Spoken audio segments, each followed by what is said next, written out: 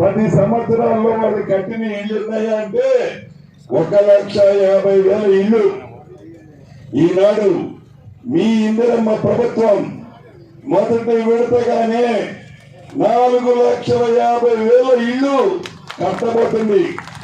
అంతేకాదు రాబోయే రోజుల్లో అంటే ఈ ప్రభుత్వంలోనే ఆనాడు కాంగ్రెస్ ముఖ్యమంత్రిగా దివంగత నేత రాజశేఖర రెడ్డి గారి టైంలో ఏ రకంగా అయితే ప్రతి ఊళ్ళో కావలసినన్ని ఇల్లు కట్టుకున్నారో ఈ ప్రభుత్వంలో కూడా తప్పకుండా కావలసినన్ని ఇల్లు ఇచ్చే బాధ్యత ఈ ప్రభుత్వాన్ని మీ వేదిక ద్వారా మీకు తెలియజేస్తున్నాను.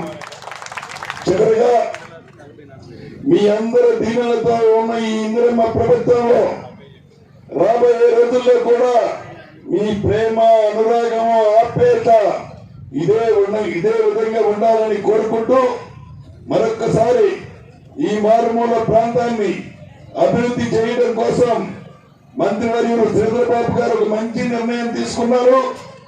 ఇది ఏదో మేము ఈనాడు రిబ్బన్స్ కట్ చేసింది కాదు. చాలా దూరం ఆలోచించి వెనుకబడ్డ ఈ ప్రాంతాన్ని అభివృద్ధి చేసే దాంట్లో ఈ ప్రభుత్వం యొక్క చిత్తశుద్ధి ఎలా ఉందో ప్రతిపక్ష పార్టీలు గ్రహించాలని ఈ వేదిక ద్వారా వారికి తెలియజేస్తున్నాను. నిన్న చూశారు మీరు అసెంబ్లీలో ధరణి విషయంలో ఆనాటి ప్రభుత్వం ధరణిలో ఎలా మోసం చేసిందో, ధరణి వల్ల ఇక్కడున్న ఎంతమంది కుటుంబాలు రోడ్డు పాలయ్యాయో నాకు తెలుసు, వేదిక మీద ఉన్న పెద్దలకి తెలుసు. నిన్న అసెంబ్లీలో జరిగిన చర్చ మీరు చూశారు. నిస్సిగ్గుగా ఆనాటి పెద్దలు అసెంబ్లీలో ధరణిని ఒక అద్భుతం కింద చూపించారు.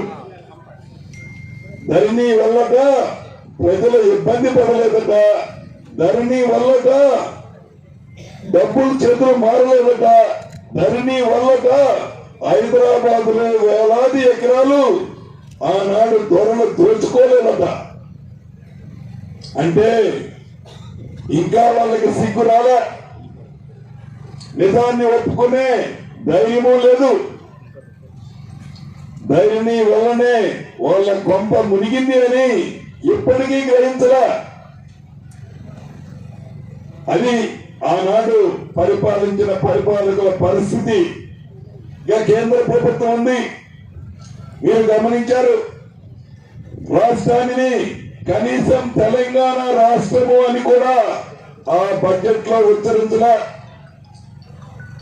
తెలంగాణ రాష్ట్రం అని ఉచ్చరిస్తే వాళ్ళ ముంచాలు నోట్ల నుంచి రాలి పడతాయట. ఈ రాష్ట్రానికి కేంద్ర ప్రభుత్వం నుంచి రావాల్సిన నిధుల్ని, మనకి న్యాయంగా రావాల్సిన వాటాని కూడా ఇవ్వకుండా కేంద్ర ప్రభుత్వం కూడా తొండాటాడుతుంది. కాబట్టి మిత్రులందరికీ వేదిక మీద నుంచి ఒకటి చెప్తున్నాం. ఒకరోజు వెనక ముందు కావచ్చు, ఇచ్చిన మాటను తప్పకుండా మీ ఇందిరమ్మ ప్రభుత్వం ప్రతి కార్యక్రమాన్ని మీ గుమ్మానికి చేస్తుంది అని మరొక్కసారి మీ అందరికీ తెలుపుకుంటూ వేదిక మీద పెద్దలున్న అందరికీ కూడా కృతజ్ఞతలు చెప్తూ సెలవు తీసుకుంటున్నానన్నా. Thank you very much.